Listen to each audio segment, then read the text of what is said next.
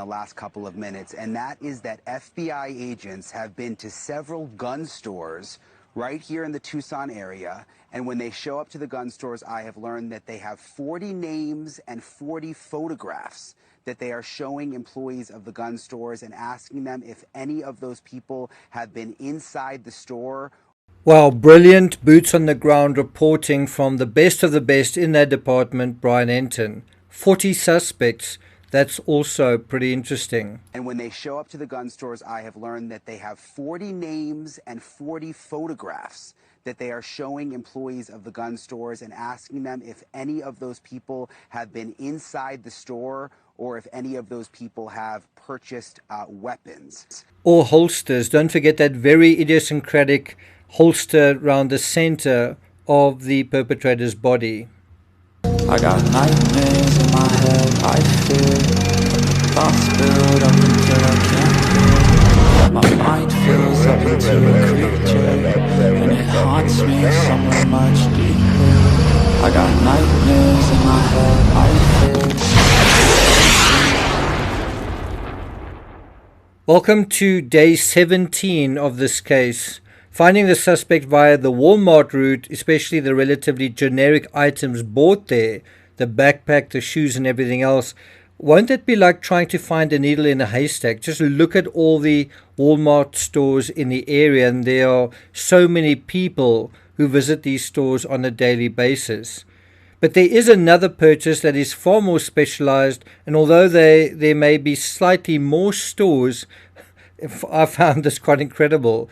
There are more firearm stores than Walmart's. Well, the product range of these particular stores, these gun stores, and the number of patrons visiting might be less than Walmart customers. Also, it's likely only a small number of these roughly 20 stores sell that, as I mentioned, that unusual holster that Nancy's abductor was wearing. There are also roughly half a dozen stores in the area of the Catalina Foothills, which is where Nancy is from, on the northern side of Tucson. We don't know for a fact that the perpetrator lives in that particular area of Tucson, but if my theory holds, certainly in terms of this idea of we covet what we see every day, then it does suggest someone does live on that side of town. Now let's deal with the other question that's been asked. How were they able to clear the family so soon? New this afternoon, the Pima County Sheriff has officially cleared the entire Guthrie family as possible suspects. That includes all siblings and their spouses. That's good news. It's been a little bit of a long time coming. I have seen some folks suggest that until there's an arrest or even a conviction, everyone is a suspect. Put up your hand if you're one of those people. Well, that is just nonsense. On day one, yes, everyone is a suspect. On day one, yes, you need to have lots of different theories based on really the absence of evidence. And then as you collect your evidence, as the evidence and the fabric of the case become materialized really, that's when your theories need to start falling away. And you also need to start whittling down your suspects. If you go further and further into a case and you just end up with another theory and another theory and another theory and another suspect, it really means you know absolutely nothing. You're making absolutely no progress. You're also not thinking in any kind of framework. You're not thinking in a systematic way. And I see a lot of that in true crime. People who just seem to think in a random, impulsive way. They don't think in a very coordinated fashion, and they also don't seem to know how to interpret information. What one needs is a combination of thinking in a structured way that is related to facts and evidence, but also think about things intuitively that also brings in the psychology of people and the unique psychology of this particular case and the people in it. So yes, on day one you can have lots and lots of suspects. Everyone can be a suspect, and you can have plenty of theories. What you don't want on day one is one theory that you tie to the mast and build a fortress around and defend till the end. A lot of people seem to think that they're very smart if they come up with one theory in the beginning, and that's the theory that they believe the entire time.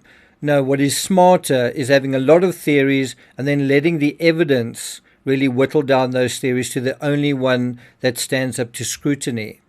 So on day 17, you can't have a situation where everyone is still a suspect. That means you've made absolutely no progress whatsoever in your investigation.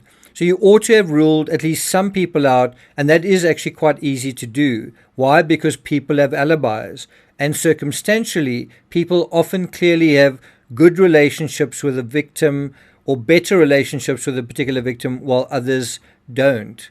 In the John Benet Ramsey case, an intruder could be ruled out early on and should have been ruled out early on. Why? Well, for example, there was no footprints found in the snow outside, and that was documented by several people in the police, not just one.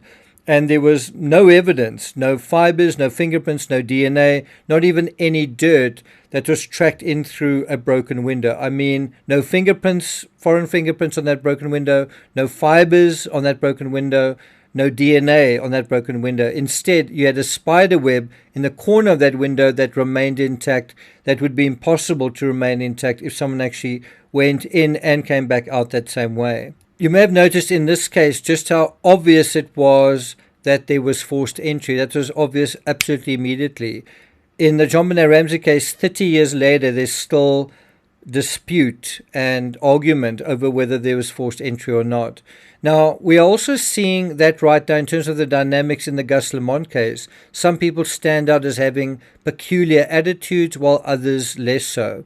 Now, I've said this before. Essentially, a case is moving in the right direction when the list of suspects narrows and more people become excluded as suspects. Think of it as a funnel that starts off, and as time goes on, it narrows. Any case that starts off and over time the funnel widens, like the McCann case, and in some quarters the Ramsey case, well, that is really bad because it basically indicates the case is unraveling, it's going nowhere, it will likely fizzle out and become an unsolved case. And often this attempt to widen the funnel is deliberate. The actual suspects in these cases want people to imagine it could be anyone, which also means no one. It's no one. And naturally that moves the gaze that might be on them elsewhere. But the widening of the funnel, that's not what we're seeing here in the Nancy Guthrie case. Instead, we've seen a list of 40 suspects on day 17, and we've also seen that the entire Guthrie family have been excluded, something that ought to have been obvious, I think, in the beginning. That includes not only family members, but their partners as well. Now, just like in the Ramsey case, you can have a simple, obvious, and quite elegant way to exclude certain suspects, in that case, such as the no footprints in the snow scenario. Well, in this case, you might have something similar, some elegant way to just exclude people, such as, for example, Annie's own home security footage showing them at home when the incident happened. Jennifer Coffindaffer names a couple of other scenarios that could be used to clear people. An alibi, meaning unequivocal evidence that they weren't there, such as CCTV footage, home security footage. A media scrub, analysis of text, emails, SMS, Google searches, also I would say a GPS data showing someone's location at a particular time. Also DNA not at the scene. Also, if these people passed a polygraph, that's not necessarily definitive always, but it's not nothing. Also, when a person is cooperating with search efforts that turn up negative, that is also something that counts in their favor. We're seeing something like that play out in the Gus Lamont case as well, where someone now is not cooperating anymore. We've also seen questions around the cooperation of the Ramsey family in terms of the Ramsey case, where certain people were critical of that. And of course, they deny that that's the case. In the McCann case also, the police wanted the McCanns to come to Praia da Luz to participate in a reenactment. They wouldn't do it with the police. Instead, they did it with their own film crews. And then also no evidence of contracting anyone to abduct Nancy. And what any investigator wants to do is investigate an individual in order to be able to exclude them. They interview them, they get their details, and then they hopefully can cross them off the list. Does that make sense? Well, I'm not going to take it further than that. Thank you for listening. and I'll see you guys next time.